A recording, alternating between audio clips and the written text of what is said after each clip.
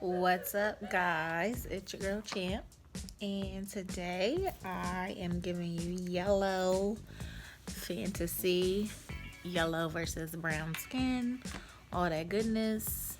And if you guys want to see how to achieve this look, stay tuned. If you're new to the family, welcome. And if you are a reoccurring addict, thank you. Thank you for coming back. So stay tuned to see how I achieve this look. And don't forget to rate, comment, subscribe, all that good stuff. And I'll see you guys in the next. First, I'm going to use my Juvia's Place foundation stick, and I'm going to strategically place that foundation on all the areas of my face where I won't have any concealer or any contour.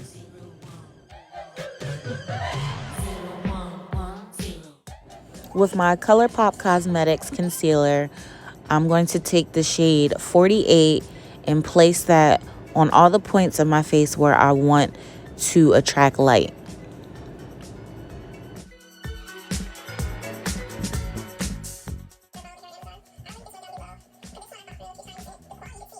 Doing your foundation routine this way will cut back on the amount of product that you use, and it makes for a lighter wear. And because it is the summertime, we don't want to be melting outside, so the less layers, the better.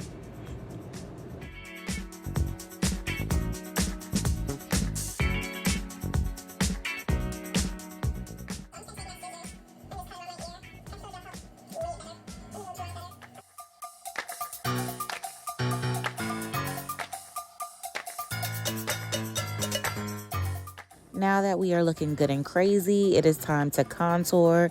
So I'm going in with a really deep shade, and I'm going to create shadows back onto my face where I want to look snatched and chiseled.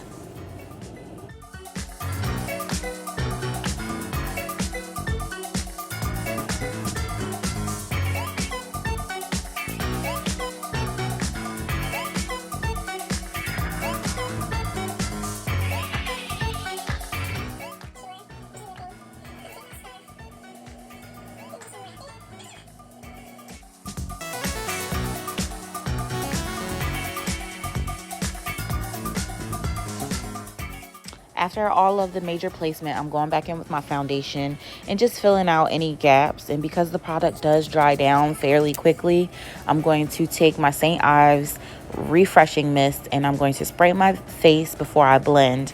And I am using my Real Techniques Instapop brush to go ahead and start blending out that foundation first, and I'm avoiding any of the contour and the concealer that I put on my face and just concentrating on that color that is closest to my skin first.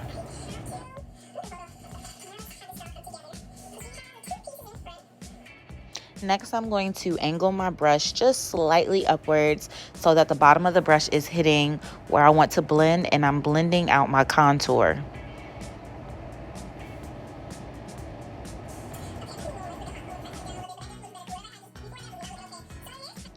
Don't forget to blend that jaw line, sis. Going in with a smaller, more detailed concealer brush, I'm now blending out all of the concealer on my face and applying setting spray as needed.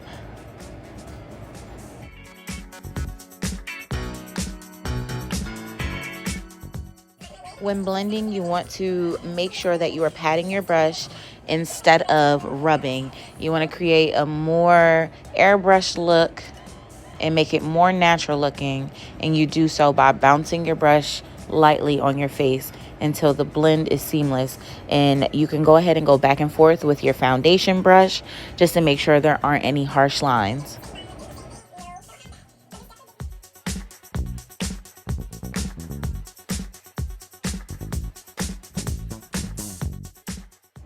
When blending my nose contour, I do like to go between patting and a windshield wiper motion. And I also do like this swirling motion because I find that it's so much harder to blend that area because it's such a small space.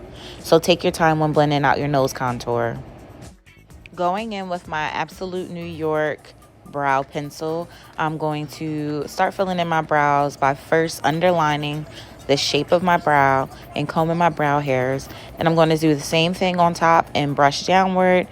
And then we're going to use slight, small strokes to create hair-like lines on your eyebrows.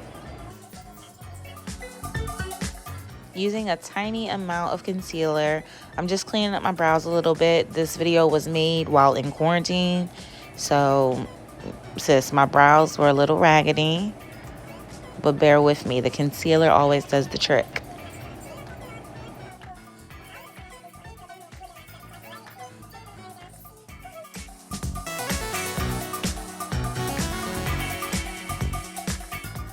And don't forget, what you do to one side, you want to do to the other.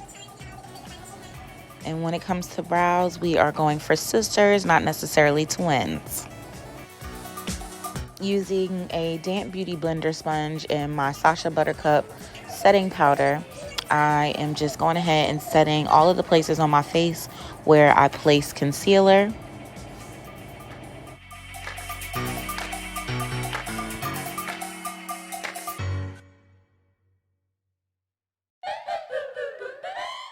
I'm also going to do reverse contouring, and that's when you place a lighter shade underneath your contour to make your contour stick out more. It also slims your face more.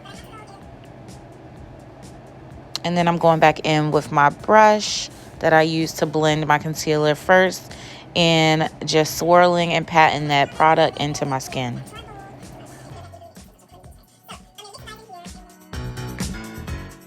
For powder contour, I'm going in with a Black Radiant single powder, and I'm just hitting all those spots where I placed that cream contour and making sure I set it with the powder.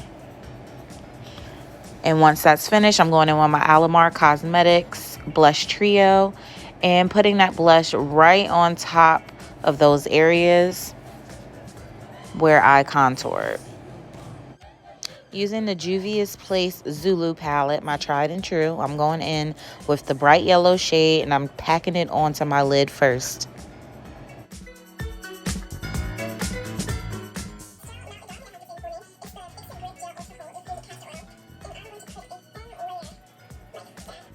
This palette is very pigmented, but I feel like all yellow shades, you have to build it up.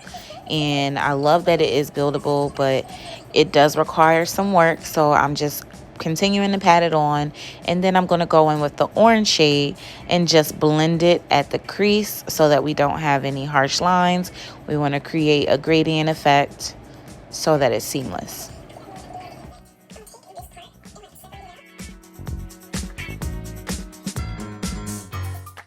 Using my NYX Stiletto Liquid Liner, I'm going in and I'm just lining my lids. And to be completely honest, y'all, I went a little ham with this wing, but I still wanted to show y'all this video. The lashes I'll be applying today are by a local artist in my city. Her name is Aria Moore, and she has a lash line called the Dolly Gang Lashes. And the style I'm wearing right now is Spoil, and please go support her. So just some finishing touches on this look. I'm applying highlighter to all the high points of my face. As you can see, I put a little bit of the orange blush on my lash line, and I also line my waterline with a little bit of black liner. I'm hitting the inner tear duct with some highlighter because everybody loves the inner highlight. And I'm only just doing a gloss today, and I'm using the NYX Butter Gloss in the shade Cinnamon Roll. And then I'm spraying my face down with that St. Ives setting spray. And this is the final look.